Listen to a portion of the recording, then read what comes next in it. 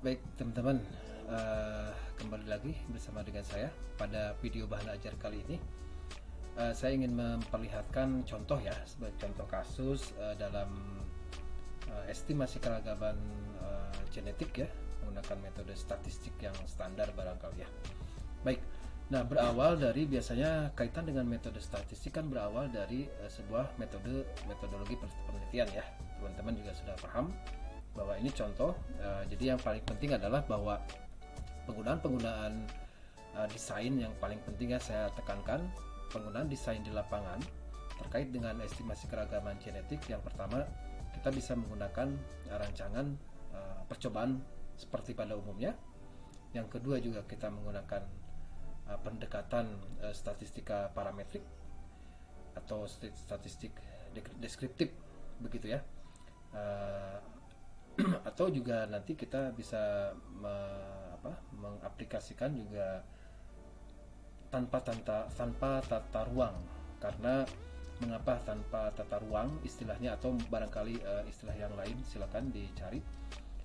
Mengapa kita perlu rancangan tata ruang tanpa tata ruang? Ya karena kaitan dengan plasma nutfah untuk beberapa tanaman tertentu itu sangat terbatas. Contoh pisang, saya kesulitan untuk mengambil aksesi gitu ya, untuk disetting dalam sebuah rancangan acak kelompok misalkan. Jadi bisa dibayangkan teman-teman, untuk ada dua ulangan saja misalkan, seperti harus ada dua ya, ditambah nanti belum per unitnya misalkan ada 4, berarti harus ada 8 kali 100 aksesi, bisa dihitung. Tapi kalau yang bentuk biji-bijian saya pikir nggak ada masalah. Nah contohnya seperti itu. Jadi silakan sesuai dengan nanti di arahan dari pembimbing ya, kemudian based on kasus barangkali ya, dan lain-lain gitu ya. Dan ini contoh kasus yang tanpa rancangan tata ruang yang saya setting seperti itu ya. Nah ini masih dipisah teman-teman tadi ya, bahwa kita bermula dari metode penelitian seperti itu ya di sini. Dan seterusnya teman-teman juga sudah mulai barangkali menyusun sebuah topik riset untuk skripsinya atau topik riset dosen dan seterusnya. Nah ini jadi kemarin juga atau di video sebelumnya kita sudah belajar kaitannya dengan deskriptor di sini. Jadi kita menggunakan deskriptor, ada beberapa deskriptor, silakan nanti kita modifikasi seperti itu ya, dan seterusnya. Nah berikutnya teman-teman, metode survei itu kita survei purposive sampling ya, purposive sampling. Jadi apa yang dinamakan purposive sampling ya, intinya tadi ya, kita desain kita desain dari awal, kita setting dari awal, sampelnya kita tentukan dan lain-lain, sehingga nanti target di lapangan itu akan lebih fokus. Seperti itu teman-teman. Baik, berikutnya kita lihat tadi metode survei, purposive sampling dan seterusnya. Baik, berikutnya adalah ini sudah saya jelaskan. Nah kaitan dengan analisis keragaman, ada beberapa level analisis yang sangat simpel menurut saya. Jadi yang pertama ini adalah analisis data tingkat keragaman dan analisis vegetasi. Ini penting menurut saya karena kita bisa mengestimasi keragaman hayati level ekosistem. Silakan teman-teman nanti sumber pustakanya sudah banyak banget kaitan dengan bagaimana menghitung. Di sini menggunakan rumus indeks diversitas Shannon-Williams dan seterusnya. Barangkali nanti juga kalau ada waktu nanti saya coba buat contoh tutorial cara menghitungnya ya, dan seterusnya. Nah di sini teman-teman nanti bisa menyimpulkan bahwa keragaman pada pisang tersebut apakah sangat tinggi, sedang atau rendah. Seperti itu teman-teman. Baik, berikutnya juga ya tadi ya, dasar-dasar dari analisis vegetasi tadi. Berikutnya adalah kita menghitung indeks nilai penting. Kita menghitung kerapatan jenis dan seterusnya ya, kerapatan jenis relatif dan seterusnya, dan diikuti sesuai dengan langkah-langkah berikut ini. sehingga nanti akan diketahui kerapatan atau indeks nilai penting dari sebuah tanaman pisang tersebut. Itu ya contoh-contohnya yang paling simpel. Dan seterusnya ini sudah dijelaskan. Nah, berikutnya yang paling penting adalah analisis cluster. Analisis cluster teman-teman juga sudah familiar barangkali ya, untuk mengelompokkan aksesi-aksesi, misalkan dari total 100 aksesi, nanti pengelompokannya seperti apa gitu ya. Apakah misalkan aksesi pisang tersebut mengelompok dalam 3 kelompok, 2 kelompok, atau bagaimana. Dan nanti juga dari informasi itu juga sangat penting di dalam pengambilan sebuah keputusan, apakah biasanya yang paling simpel dari analisis cluster ini, apakah keragamannya atau kekerabatannya dekat atau kekerabatannya jauh, seperti itu ya. Silakan selebihnya dieksplor lagi ya.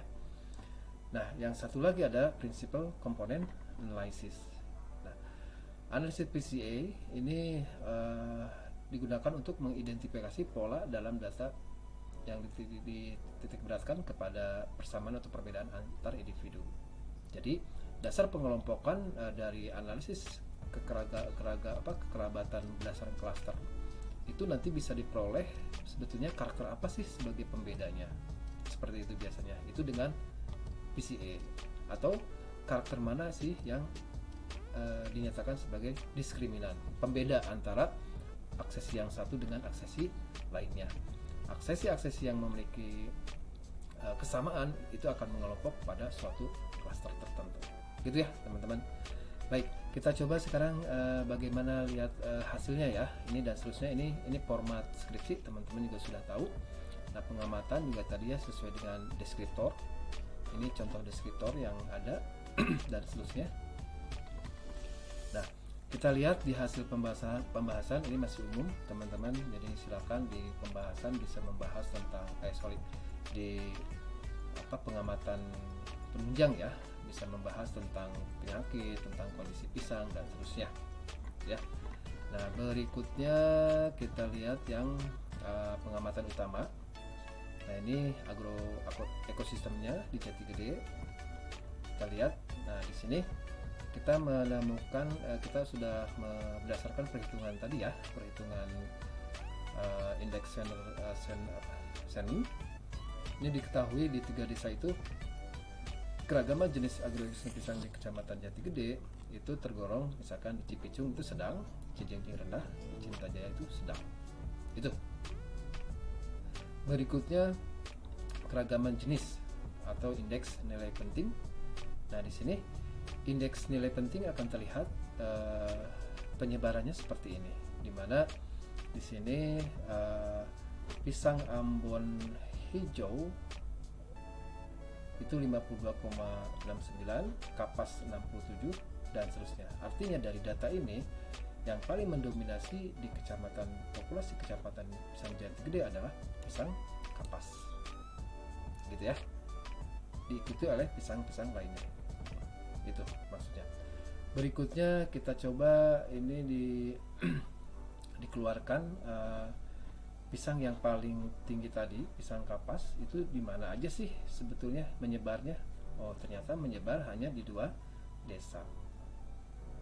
Hanya di 2 desa, di desa Cijengjing dan desa Cipicung. Itu contohnya ya. Jadi pola-pola penyebaran itu, indeks nilai penting sangat berguna di dalam data awal proses penyebaran pisang di suatu lokasi misalkan, gitu ya. Nah, berikutnya ini tadi kaitan dengan hubungan kekerabatan. Jadi berdasarkan hubungan kekerabatan itu didasari kepada karakter-karakter scoring hasil teman-teman mendata karakterisasi, gitu ya. Ada yang berdasarkan scoring, ada juga yang berdasarkan hasil pengukuran langsung, gitu ya.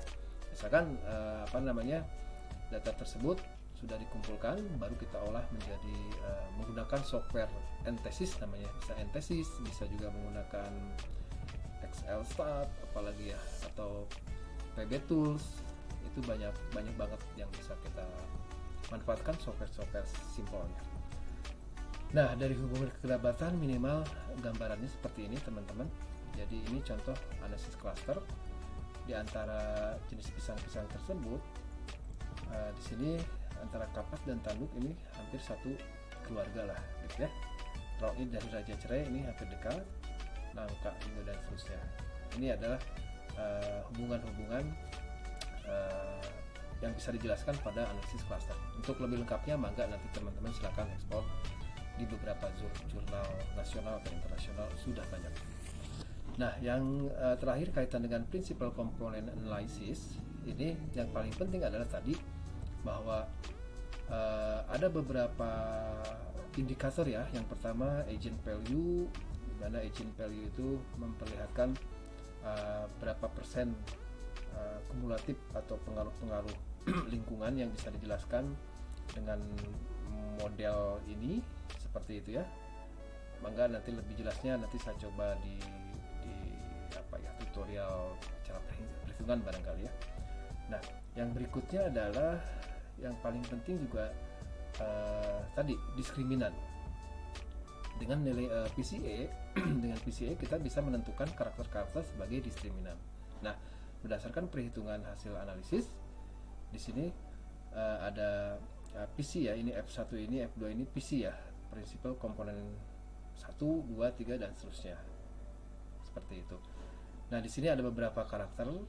Nah, biasanya berdasarkan Zubair 2004 bahwa karakter yang lebih besar dari 0,5 itu sebagai diskriminan.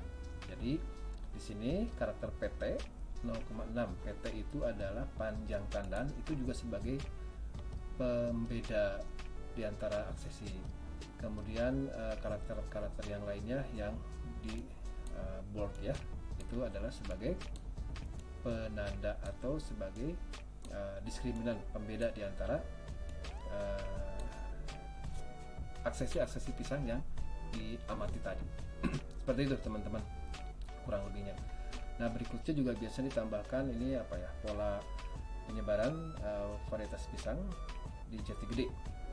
Pola penyebaran berdasarkan karakter generatif ini juga bisa ditambahkan begitu ya, dan lain-lain seperti itu. Barangkali teman-teman yang bisa saya sampaikan untuk kali ini. Untuk lebih lengkapnya silakan sekali lagi explore kaitannya dengan INP, kaitannya dengan analisis cluster dan principal component analysis. Minimal itu ya, minimal tiga komponen itu untuk analisis secara genetik yang simple barangkali. Itu yang bisa saya jelaskan teman-teman. Terima kasih sudah menonton. Sampai ketemu lagi di video berikutnya.